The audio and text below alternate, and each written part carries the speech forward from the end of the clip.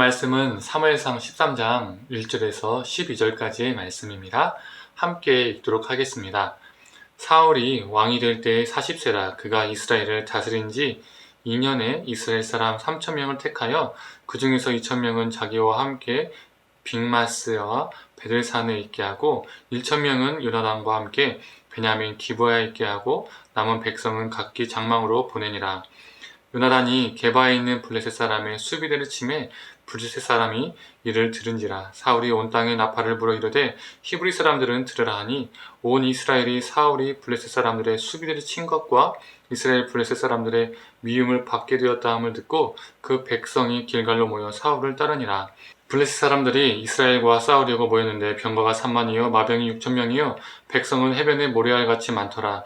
그들이 올라와 베다웬 동쪽 믹마스에 진침해 이스라엘 사람들이 유급함을 보고 절박하여 굴과 수풀과 바위 틈과 은밀한 곳에 웅덩이에 숨으며 어떤 히브리 사람들은 요단강을 건너 갓과 길앗 땅으로 가되 사울은 아직 길갈에 있고 그를 따른 모든 백성은 떨더라. 사울은 사무엘이 정한 기한대로 이레 동안을 기다렸으나 사무엘이 길갈로 오지 아니하매 백성이 사울에게서 흩어지는지라.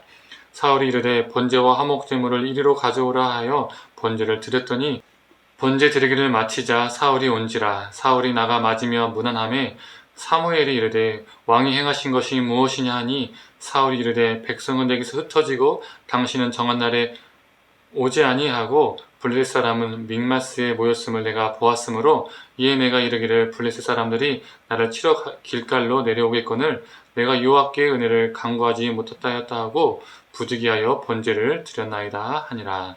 아멘. 오늘 아침 묵상을 들으시는 모든 성도님들에게 하나님의 은혜가 있기를 간절히 소망합니다. 오늘 본문은 이스라엘과 블레셋의 전쟁을 담고 있습니다. 사울은 상비군 3,000명을 두고 있었습니다. 그 중 2,000은 자기와 함께 하게 하고 또 나머지 1,000명은 자신의 아들 요나단과 함께 두었습니다. 사울의 계획은 양방향에서 블레셋을 공격하고자 했었습니다. 그런데 요나단이 기습 공격을 블레셋을 향해서 했습니다. 이게 화근이 되었습니다. 블레셋은 화가 났고 블레셋은 엄청난 군대를 모집하게 되었죠. 병거가 3만, 기마병이 3,000이었습니다. 다 합쳐도 3,000명밖에 되지 않았던 사울의 군대에 비하면 블레셋은 너무나 큰 군대를 가지고 있었던 것이죠. 즉, 이 이스라엘 군대는 수적 열세에 몰려 있었습니다. 이러한 수적 열세 때문에 싸우기 위해서 모인 이스라엘은 흩어지기 시작했습니다. 두려움을 느끼기 시작했던 것이죠. 6절을 보면 굴과 수풀과 바위 틈과 웅덩이 등 정말 숨을 곳은 다 숨었습니다. 그리고 어떤 사람들은 요단강을 건너서 요단 동쪽으로 도망가기도 했었습니다. 이런 이 이스라엘 왕 사울은 긴장되고 상당히 급박했을 겁니다. 한 명이라도 더 있어야 하는데 있는 병사마저도 계속 도망가고 계속 숨고 있으니까 말이죠. 사울은 블레셋과 전쟁이 시작되기 전에 사무엘이 길갈로 와서 제사를 드려주기를 원했었습니다. 그런데 7일을 기다려도 오지 않는 겁니다. 이렇게 이 사무엘의 도착이 지연되자 백성들은 더 두렵고 떨렸고 그래서 더 흩어지기 시작했죠. 그래서 사울의 한 행동이 무엇이죠? 우리가 잘 알고 있는 것처럼 자신이 스스로 번제를 드렸습니다. 사울이 번제를 드리자마자 사무엘이 도착했고 사무엘은 사울을 책망하죠. 이게 도대체 무슨 일입니까? 라고 책망을 했습니다. 그때 사울은 이렇게 변명합니다. 하나님께 은혜를 구하기도 전에 블레셋이 곧 치러 올 것 같아서 어쩔 수 없이 번제를 드렸다라고 핑계를 댑니다. 그가 번제를 드린 이유가 무엇입니까? 하나님의 은혜를 구하기 위해서였었습니다.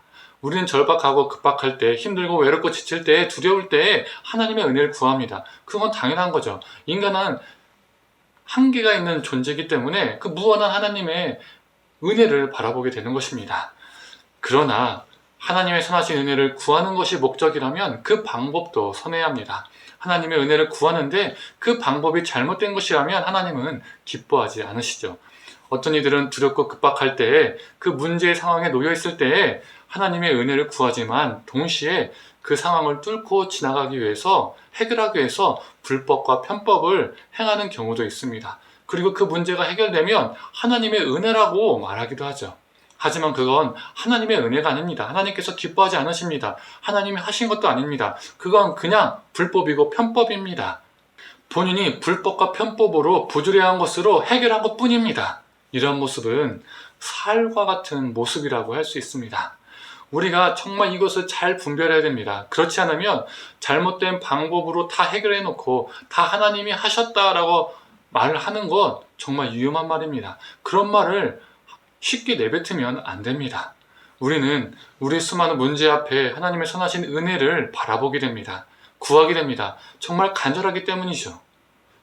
그런데 우리에게 중요한 것은 하나님의 은혜를 우리가 구하고 있다면 그 방법도 선해야 합니다. 사울처럼 부득이하게 했다, 어쩔 수 없이 했다, 이런 말은 하나님 앞에 통하지 않습니다. 전쟁과 같은 우리 인생 속에서 아무리 힘들지라도 하나님이 기뻐하시는 방법을 늘 고민하고 더딜지라도 하나님이 기뻐하시는 그 방법으로 나아가는 저와 우리 성도님들 되기를 간절히 소망합니다. 사랑하는 성도님들, 우리 인생은 전쟁과도 같습니다. 절망 때도 있고요, 급박할 때도 있고요, 두려울 때도 있고 좌절될 때가 있습니다. 그런 것들이 수없이 찾아오기도 하죠. 그때마다 하나님을 의지하고 하나님의 은혜를 구하되 선한 방법으로 헤쳐나가시는 저와 우리 성도님 되기를 간절히 축원합니다. 함께 기도하겠습니다. 하나님, 사울은 그 큰 블레셋 앞에 두려웠고 급박했고 절망적이었습니다. 그때 하나님의 은혜를 구했습니다. 하나님의 은혜를 구하였으나 그의 방법은 선하지 못했습니다. 하나님, 우리의 모습이 혹시 사울의 모습은 아닌지요? 하나님의 은혜를 구한다라고 말하지만 또 하나님의 은혜를 실제로 구하면서 간절하게 기도하지만 우리가 그 문제를 해결하는 방법이 하나님께서 기뻐하지 않는 그 방법일 수도 있습니다. 하나님, 우리가 이 사울과 같은 모습이 아니라 하나님의 은혜를 구하면서 그 문제를 해결하는 방식도 하나님께서 기뻐하시고 하나님께서 선하게 보시는 방법으로 우리가 나아가는 존재 되게 하여 주시옵소서. 그래서 구하는 목적과 그 과정도 하나님께서 영광 받으시는 우리 삶이 되게 하여 주시옵소서. 감사드리며 사랑에 많으신 예수님의 이름으로 기도드립니다. 아멘.